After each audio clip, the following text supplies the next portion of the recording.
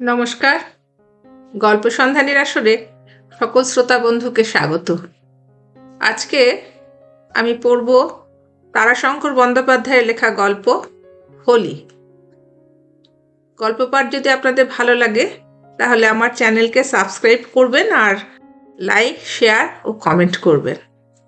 শুরু করছি আজকের গল্প হোলি। রাস্তা হইতে বাড়িটা বেশ পছন্দ হইল। মির্জাপুর স্ট্রিট ও হ্যারিসন রোডের জংশনের উপরেই 3তলা বাড়ি। সামনে দক্ষিণে পার্ক। দক্ষিণের বাতাস প্রচুর পাওয়া যাইবে। বাড়ির ভিতর প্রবেশ করিয়া দেখিলাম বাড়িখানি বেশ ঝরঝরে, এমনকি নিচের তলাতেও ধরিত্রীগর্ভের ভোগবতীর করুণা বেগবতী নয়। দোতলায় উঠিয়া ঘুরিয়া ফিরিয়া দক্ষিণের বারান্দায় আসিয়া আর বিন্দুমাত্র দ্বিধা রহিল না। বারান্দাটায় মন হরণ করিয়া লইল। শুধু আরামপ্রদই নয়, বেশ একটা আভিজাত্যও আছে।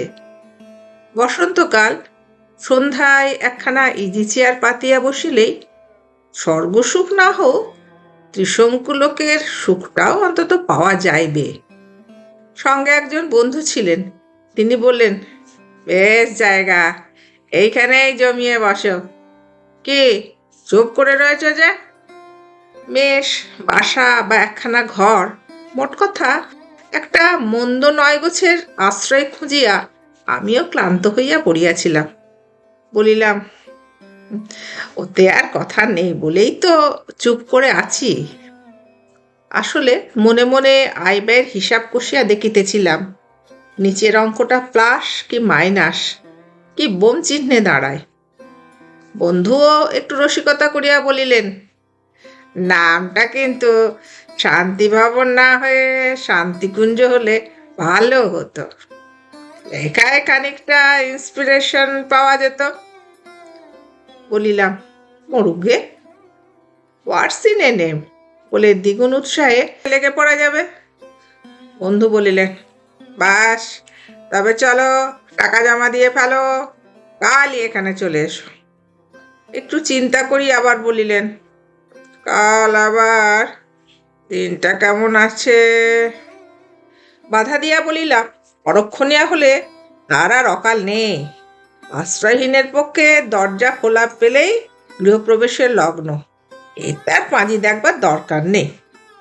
সঙ্গে সঙ্গে টাকা জমা দিয়ে 9 নম্বর ঘরখানি পছন্দ করিয়া ফেলিলাম এবং একটা আরামের নিঃশ্বাস ফেলিয়া বাঁচিলাম।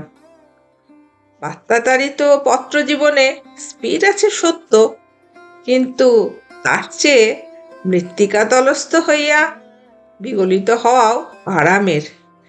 খানিকটা আমিরই আছে। দিনরাত্রি ঘুমাইলেও কেহ কিছু বলিবে না। বেশ জায়গা, একেবারে খাঁটি শহুরে আবহাওয়া। কাহার ওপর কাহারও আগ্রহ নাই, কিন্তু প্রত্যেকের ওপর প্রত্যেকের সন্দেহ আছে। 1 মিনিটের জন্য বাহিরে যাইতে হইলেও দরজায় তালা পড়ে। পরিচয়ও বড় কাহারও সহিত কাহারও নাই, যে যাহার আপন আপন ঘরের মধ্যেই থাকে। দেখাশোনা হয় সিঁড়িতে, কিন্তু সিঁড়িটা অন্ধকার বলিয়া এক জায়গায় থাকিয়াও কথা না বলার জন্য চক্ষু লজ্জাও ঘটিতে পায় না। আর দেখাশোনা হয় খাবার ঘরে, কিন্তু সেখানে হাত এবং মুখ দুই ব্যস্ত থাকে, কাজেই কথা বলা চলে না, করমর্দন করাও হয় না। কয়টি প্রাণী মাত্র সর্বজন পরিচিত, কালী, নরেশ, ভজ এবং লোচন। সকলে ইহাদের বিশ্বাসও করে, সে অবশ্য বাধ্য হইয়া, কারণ উহাদের 2জন চাকর, অপর 2জন ঠাকুর। আর একটি প্রাণী, একটা লাল রঙের বিড়াল, সে সব ঘরেই যায়, আপন ভাষায় 2-একটা কথাও বলে, কখনো কখনো কাপ ডিশও ভাঙে, কোনো কোনো দিন পাশে শুইয়া গলা ঘর ঘর করিয়া আদরও জানায়। আমি ওহার নাম দিয়াছি রাঙা সখী। আর একজন সর্বপরিচিত আছেন, কিন্তু তিনি নিজে নির্বাক। প্রায় বৃদ্ধ শীর্ণ দীর্ঘকায় লোকটির নাকটি খাঁড়ার মতো তীক্ষ্ণ, কুঞ্চিত ললাট, চোখের দৃষ্টিতে অপরিসীম রুক্ষতা, এক দৃষ্টিতে যেমন চিনাইয়াও দেয়, তেমনই যেন বলিয়াও দেয় দুরম পসর। প্রথম দিনই তাহাকে চিনিলাম। রাত্রে খাবার ঘরে একটা কোণে ভদ্রলোক খাইতে বসিয়াছিলেন। খাইবার স্থানটিও দেখিলাম একটু স্বতন্ত্র। প্রথমেই ভজহরি তাহার খাবার আনিয়া দিল। তিনি প্রথমে থালাটি তীক্ষ্ণ দৃষ্টিতে দেখিয়া লইলেন, তারপর একবার ভজহরির দিকে সেই দৃষ্টিতেই চাহিলেন। তারপর নিঃশব্দে থালাটা একটু টানিয়া লইয়া আহারে মনোনিবেশ করিলেন। আরও কয়জন খাইতে বসিয়াছিলেন, সকলেই দেখিলাম একটু সন্ত্রস্ত হইয়া গেলেন। ভদ্রলোক নীরবেই আহার শেষ করিয়া উঠিয়া গেলেন। কালী চাকরকে জিজ্ঞাসা করিলাম, ও ভদ্রলোক কে কালী? পূজায় জল দিতে দিতে কালী বলিল, কে বলেন দেখে? ওই যে গায়ের রং খুব ফর্সা, লম্বা মানুষটি, নাকটাকেও দাঁড়ালো, ওই উনি তো। নাককে ধার আছে কিনা জানি না, তবে খাড়ার মতো বলে বটে ওই রকম নাককে। অনেকক্ষণ কথা না বলিয়া কেমন যেন হাঁপাইয়া উঠিয়াছিলাম। কালীর সহিতই রসিকতা করিয়া যেন একটু হালকা হইলাম। কালীর বোধ শক্তি কম বলিয়ায় ভালো চাকর হিসেবে খ্যাতি আছে। সসম্ভ্রমে চাপা গলায় উত্তর দিল, ওরে বাপ রে, আগুনের মতো নখ বাবু, রাগলে আর রোকে নেই, তবে ওর সঙ্গে ছোঁয়া আছে নে। ওই অফিস যান আর এসে আপনার ঘর থেকে ব্যাস। তারপর ইঙ্গিতে পাশের ঘরটা দেখাইয়া দিল। বুঝিলাম পাশের ঘরেই আছেন তিনি। আমিও চাপা গলায় বলিলাম, কিন্তু লোকটা কে কালী? সে কথা তো বললে না। নাম তো জানি না বাবু, তবে এখানে সবাই ওকে বলে বিশ্বামিত্র ঋষি। এখানে আছেন উনি অনেক দিন থেকে, আমি আসবার আগে থেকেই আছেন। আমি এসে ওই নামই শুনছি, কিন্তু ও মানুষের নাম হয় না। ও উনি ওই রাগী বলেই বলে, চাকরি করেন মোটটা। সে পরিচয়ও পাইলাম। পরদিন 10টার সময় দেখিলাম দামি একটা স্যুট পরিয়া ভদ্রলোক বাহির হইয়া গেলেন। বোর্ডিংয়ের দরজায় একটা ফিটনও দাঁড়াইয়াছিল। বৈকালেও ফিটনেই ফিরিলেন। দেখিলাম আমার পাশের ঘরেই ভদ্রলোক থাকেন। একটু শঙ্কিত হইয়া উঠিলাম। স্বর্গলোক দূর বলিয়ায় দেবতা করুণাময়, মানুষকে আশীর্বাদ করেন। পাশাপাশি বাস করিতে হইলে ঘেঁষাঘেঁষির অপরাধে অভিশাপেই একদিন নরলোক পরলোকবাসী হইত, ইহাতে বোধ করি কেহই সন্দেহ করিবে না। মরা গাছকে কবিরা বলিয়া থাকেন নিরস তরুবর, কিন্তু গল্প লেখকদের কাছে বিশেষণের উপর প্রসাধন চলে না। সেখানে শুষ্ক কাষ্ঠটাই ভালো। আমি ওর নামকরণ করিলাম শুষ্ক কাষ্ঠ। প্রথম কয়েকদিন উকিঝুঁকি মারিয়া বুঝিলাম একেবারে শুধু শুষ্কই নয়, সার বলিয়াও ভিতরে কিছুই নেই। চিরিয়া কাঠের পুতুলও করা যাইবে না। সুতরাং তাহাকে ছাড়িয়া দিয়া গল্প লিখিতে বসিলাম। কিন্তু সেও খুব সহজ হইল না। বিঘ্নরাজ যেন সহসা মহামহোপাধ্যায় হইয়া উঠিয়াছেন। ট্রামের শব্দ, বাঁশের গর্জন ও দুইটা কোনো ক্ষতি করে না। গৃহপালিত জানোয়ারের মতো কলরবই করে, ডাক দিতে পারে না। কিন্তু এ কয়দিনে রাষ্ট্রপতি শোভাযাত্রার বীরনাদে, মহরমের সমারোহের জয়ধ্বনিতে আমার মনের শোচনীয় পরাজয় ঘটিয়াছে। রাস্তায় মানুষের কলরব মনের কান ধরিয়া টান দেয়। লেখা ফেলিয়া ছুটিয়া যায় অভিনব একটা কিছু দেখিবার প্রত্যাশায়। মধ্যে মধ্যে পাশের ঘরের দরজা খুলিয়া মুখ বাড়াইয়া বিশ্বামিত্র আবার দরজাটা বন্ধ করিয়া দেন। কয়েকবার লক্ষ্য করিয়া দেখিলাম ললাটে নব কুঞ্চনরেখা দেখা দিবার আর স্থান নাই। ভদ্রলোক অতিমাত্রাই বিরক্ত হইয়া উঠিয়াছেন। এত বিঘ্ন সত্ত্বেও লেখাটা কিন্তু শেষ হইল। প্রাণপণে চেষ্টা করিয়াছিলাম, কারণ মহরমের পরই হোলি।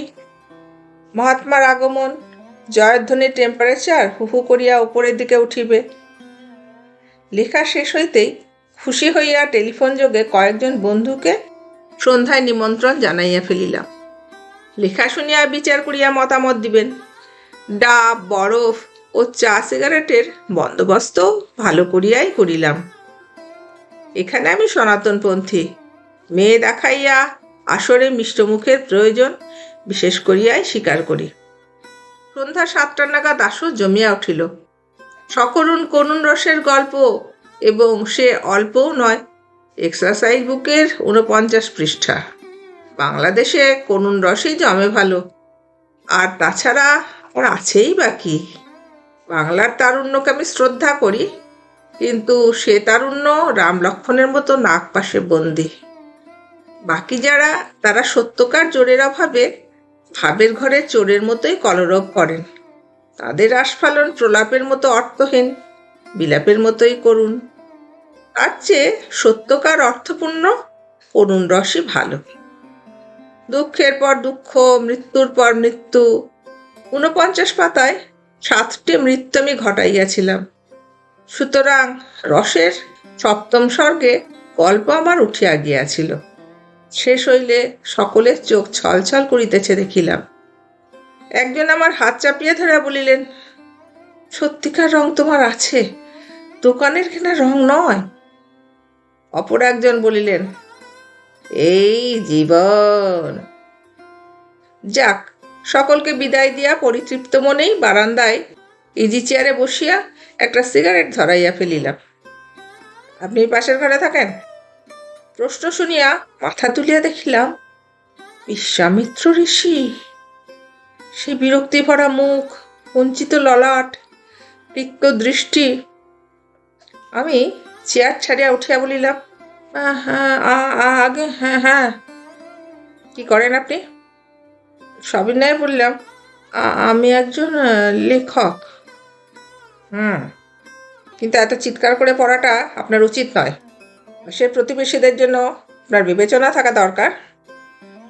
গল্পটা সম্বন্ধে বিরুদ্ধ মতামত পাইলে হয়তো কলহ করিয়াই বসিতাম, কিন্তু প্রাপ্তির ভারে মনটা ছিল অবনত। সুতরাং বিনীতভাবেই বলিলাম, মার্জনা করবেন, সত্যিই আমার দোষ হয়েছে, ভবিষ্যতে এমন আর হবে না।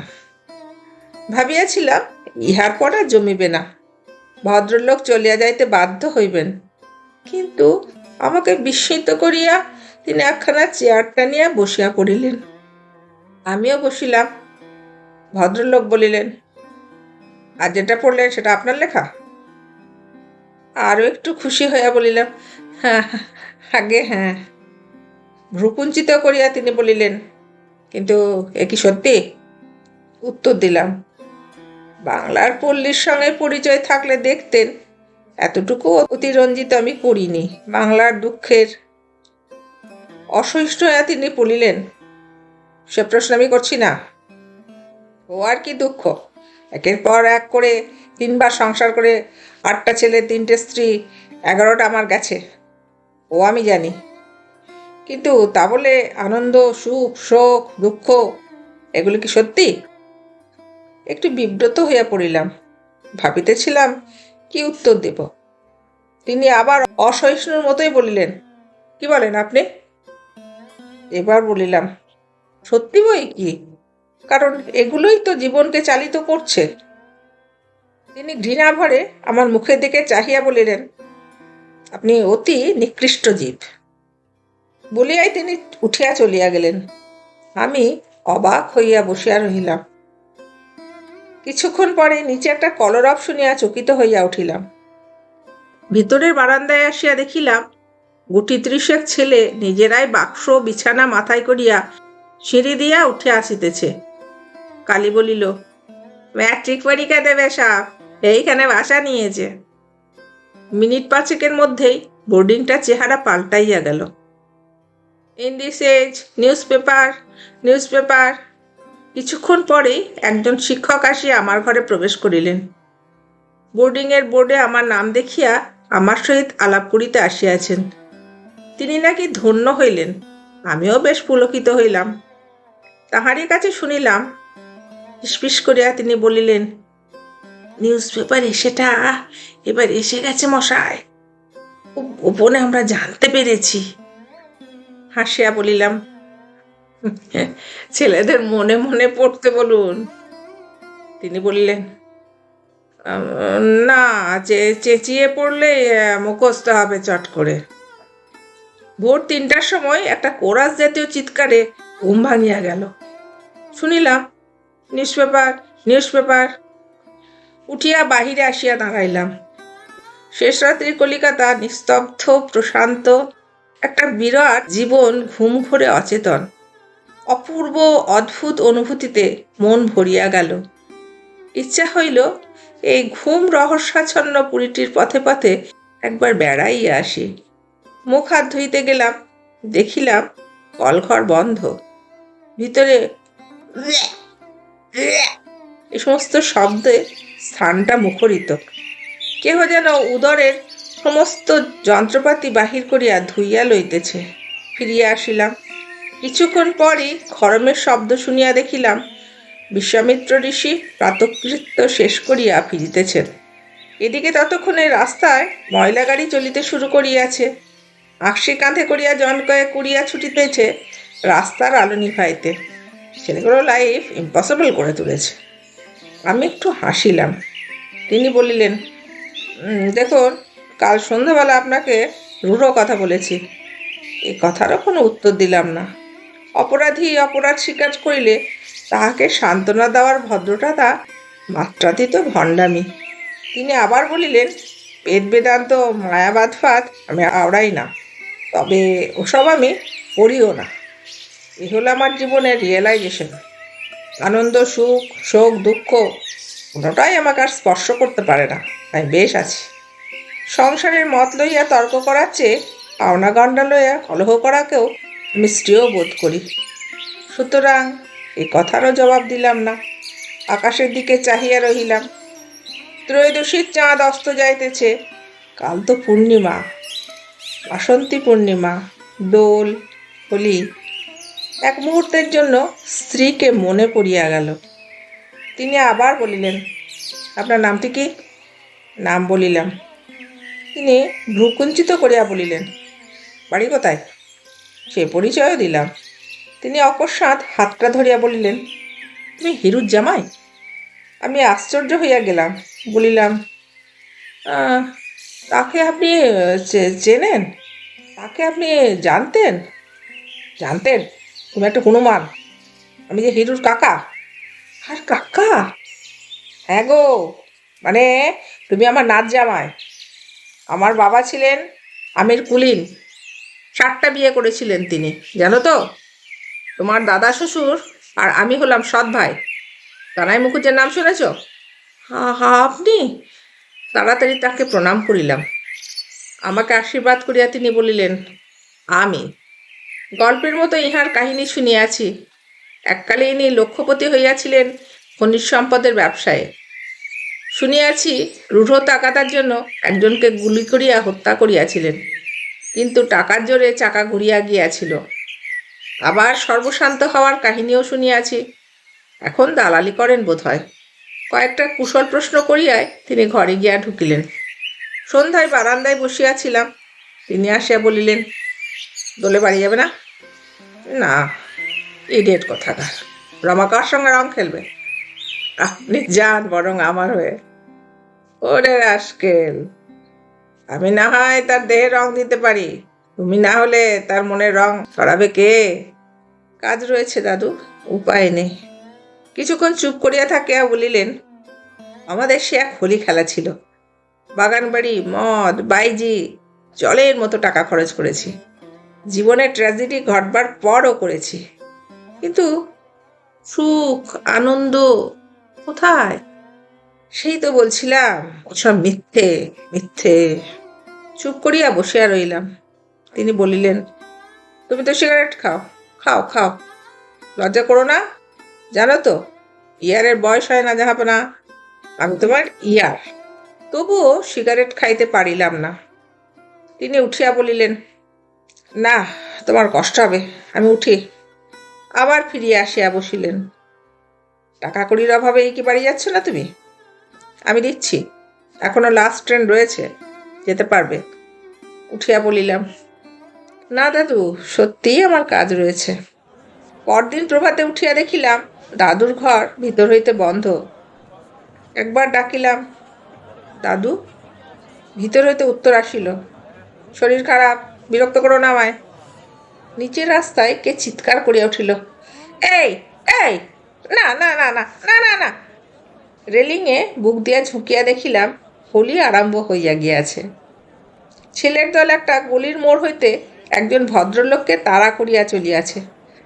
তিনি ছুটিতে ছুটিতে চিৎকার করিতেছেন, না না। আশেপাশের বোর্ডিংগুলিতে বারান্দায় দাঁড়াইয়া আমার মতো দর্শকের দল অনেক। সকলেই রঙের ভয়ে বিব্রত, অথচ নিচের খেলা দেখিয়া বেশ হাসিতেছেন। আমাদের বোর্ডিংয়ের ছেলের দল রাস্তায় গিয়া কৌতুকপূর্ণ দৃষ্টিতে চাহিয়া আছে। ও দৃষ্টি ও হাসির শব্দ আমি বুঝি। সকলেই চায় ওই অমনি মাতামাতি করিতে, কিন্তু সমাজ জীবনে বাধ্যবাধকতায় অভ্যাস করা সংযম সংকোচের রূপ ধরিয়া পথে দাঁড়াইয়াছে। আমি জানি ও সংকোচ থাকিবে না। হোলির রং অকস্মাৎ একসময় বন্যার মতো আবেগে সংকোচের বাঁধ ভাঙিয়া ছুটিবে। আরব বেদুইন হইবার সাত টাকা মহাকবির নয়, শতবন্ধনে আবদ্ধ সমগ্র মানবজাতির অন্তরের কথা। হইলেও তাই। বেলার অগ্রগতির সঙ্গে সঙ্গে অদ্ভুত দৃশ্য। সমস্ত রাস্তাটা রং মাখা মানুষে ভরিয়া গেল। বোর্ডিংয়ের বারান্দাগুলিতেও রং লইয়া মাতামাতি। সম্মুখের বোর্ডিংটাতে একটি প্রায় প্রৌঢ় ভদ্রলোক, মাথায় বাবরি চুল, কিন্তু মধ্যদেশে একটি টাক, তাহাকে আমার বেশ লাগিল। তিনি মাখিয়াছেন অনেক রকম আবির, রং, সোনালি, রূপালি, লাল, নীল, বেগুনে, সবুজ, জর্দা, তার সঙ্গে ধুলা রঙও আছে। দুই হাতে তিনি রূপালি ধুলা রং মাখিয়া সবিনয়ে সকলকে মুখে মাখিবার জন্য কাতর অনুরোধ করিতেছেন। ভাবে বোধ হইল লোকে রং মাখিলে তিনি হাতে স্বর্গ পাইবেন। ক্রমে ক্রমে চারিদিকে রং ভরিয়া গেল। রাস্তায় রং, ট্রামে রং, বাড়ির দেয়ালে রং।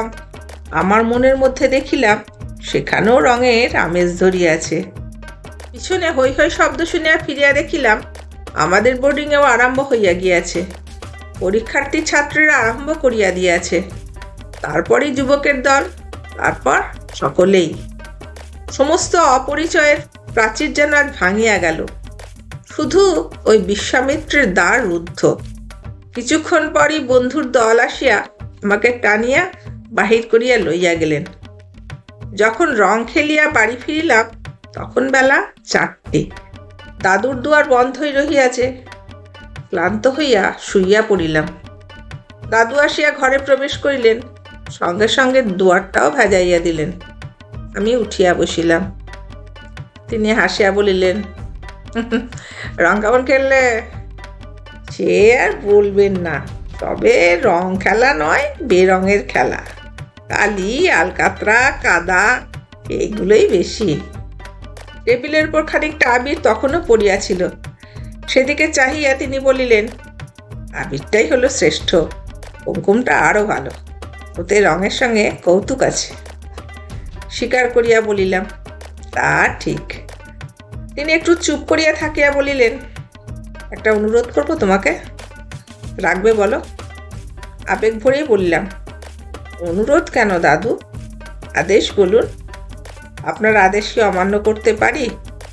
তবে বাক্স গুছিয়ে নাও, বাড়ি যাও। 8টার এক্সপ্রেসে গেলে 12টায় বাড়ি পৌঁছাবে। রমার সঙ্গে রং খেলে এসো। চলো, আমি তোমায় ট্রেনে তুলে দিয়ে আসবো। আমারও মনটা কেমন রঙে ভরিয়া উঠিল। সঙ্গে সঙ্গে উঠিয়া বসিলাম। দাদু ততক্ষণে ট্যাক্সি ডাকাইয়াছেন। পথে গাড়ি থামাইয়া রমার জন্য বাসন্তী রঙের শাড়ি, আমার জন্য ধুতি, কুমকুম, আবির, রং, পিচকারি কিনিয়া মিষ্টির দোকানে গাড়ি থামাইলেন। আমি বলিলাম, মিষ্টি আবার কেন দাদু? তিনি বলিলেন, শালা, তুই রমাকে খাইয়ে দিবি, রমা তোকে খাইয়ে দেবে। তিনি নিজে টিকিট করিয়া ট্রেনে চড়াইয়া দিয়া বলিলেন, রমাকে আমার কথা বলবি? নমস্কার, আজকের মতো গল্প পাঠ এখানে শেষ করলাম। সকলে ভালো থাকবেন।